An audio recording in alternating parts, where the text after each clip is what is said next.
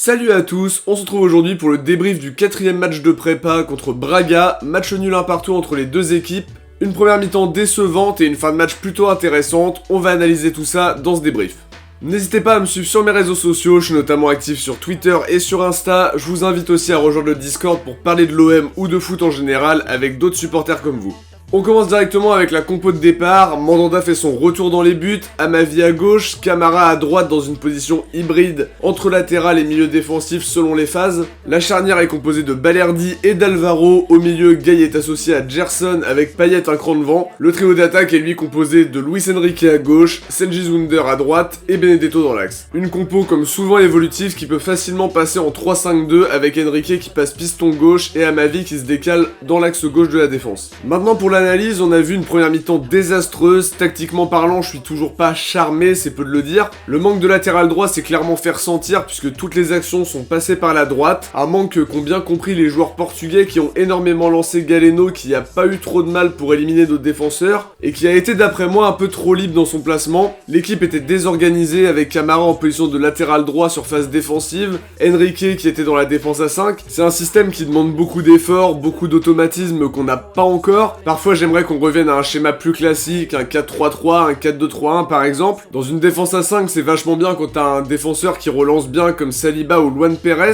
En termes de relance justement, on a encore vu des relances très hasardeuses de Mandanda pour son retour. Beaucoup de pertes de balles en général, même après les rares interceptions qu'on a pu faire. On a perdu le ballon très vite derrière, trop vite. Trouver les joueurs un peu perdus sur le terrain, un peu désorganisés, et ça s'est payé cash sur le but du 1-0 où Ruiz n'a plus qu'à finir après un échange très bizarre entre Balerdi et Camara. C'est le genre de situation qui ne doivent plus arriver après la prépa, sinon ça va nous coûter beaucoup de points, c'est évident. Beaucoup de fébrilité dans l'équipe qui a vraiment besoin d'un latéral droit. On espère que Lirola va arriver rapidement, ce serait vraiment parfait. On remarque malgré tout ce jeu vers l'arrière qui est très caractéristique de ce qu'on montrait la saison passée. Une animation offensive insuffisante une nouvelle fois et c'est encore un point sur lequel il faut insister. On a une grosse saison qui nous attend, Ligue 1, Europa League. On peut pas se permettre d'avoir autant de carences. Pour autant, c'est pas le moment de tirer la sonnette d'alarme forcément puisqu'on est encore dans la prépa. Mais faut tirer les conclusions le plus vite possible et trouver des solutions. Ça permet au moins de voir un peu qui mérite une place de titulaire et de progressivement créer des automatismes dans des dispositifs qui en ont clairement besoin. Y a pas que l'aspect tactique bien sûr puisque c'est voué à l'échec si on fait des pertes de balles comme ça, des duels ratés, mais je trouve aussi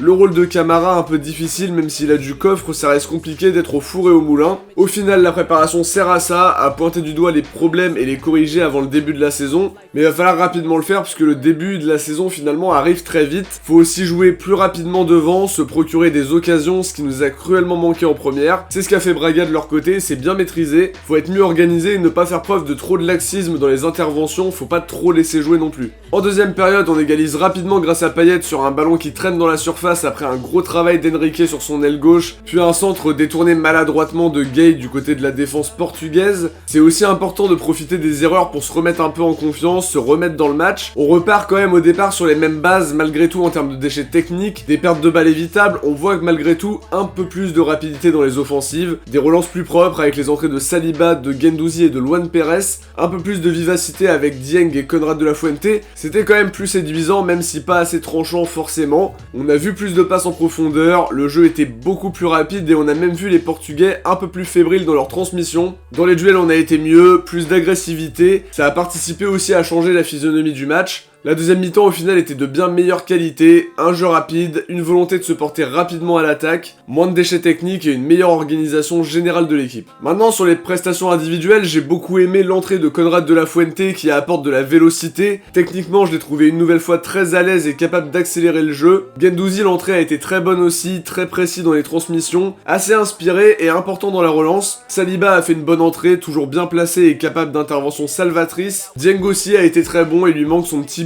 mais je trouve qu'il a montré de très bonnes choses une nouvelle fois. Luan Pérez a fait une bonne entrée aussi, beaucoup de ballons touchés, et je trouve qu'il a apporté quelque chose en jouant à gauche. Payet a fait un plutôt bon match aussi, buteur sur l'égalisation sans trembler. Techniquement, je le trouve au niveau. Enrique, lui, n'a pas tout bien fait, mais quand il a eu l'opportunité, il a apporté une vraie plus-value sur l'aile gauche, même si Konrad s'est montré beaucoup plus à son avantage à mon sens. Camara n'a pas tout bien fait non plus, mais il apprend son nouveau rôle, et pour le coup, ça marche plutôt bien. Il est toujours présent, même s'il a été souvent débordé sur son côté droit au final. Sur les flops, j'ai pas aimé la prestation de Benedetto que j'ai trouvé vraiment en dessous. Il est pas tombé dans la meilleure période de l'OM dans ce match-là, une première mi-temps qui était vraiment très compliquée. Et évidemment, dans ce genre de contexte, c'est difficile pour un attaquant d'exister quand il y a une animation offensive qui est quasi nulle. La prestation de Balerdi, ça a échappé à personne, elle est pas rassurante une nouvelle fois. Beaucoup de déchets techniques, une erreur qui va coûter quasiment le 1-0, même si c'est pas le seul fautif, avec une défense très désordonnée qui était vraiment à la rue pour le coup sur cette phase de jeu. Mandanda n'a pas été à son avantage sur les relances, Gay a beaucoup ralenti le jeu et n'a pas joué à son niveau de la saison dernière. Même chose pour Gerson qui a été clinquant depuis le début de la prépa, mais ce soir il a pas réussi à faire vraiment la différence au milieu. Alvaro n'a pas été très rassurant non plus et je pense qu'il a du souci à se faire avec les recrues. Et pour finir, à ma vie n'a pas fait non plus un grand match d'après moi. De notre côté les amis, on arrive à la fin de cette vidéo, on va se retrouver très vite pour de nouvelles vidéos évidemment en termes de mercato, vous vous en doutez. J'espère en tout cas que la vidéo vous a plu, si c'est le cas n'oubliez pas de liker, commenter, partager, vous abonner. On se retrouve très vite. Ciao, portez-vous bien et surtout allez l'OM.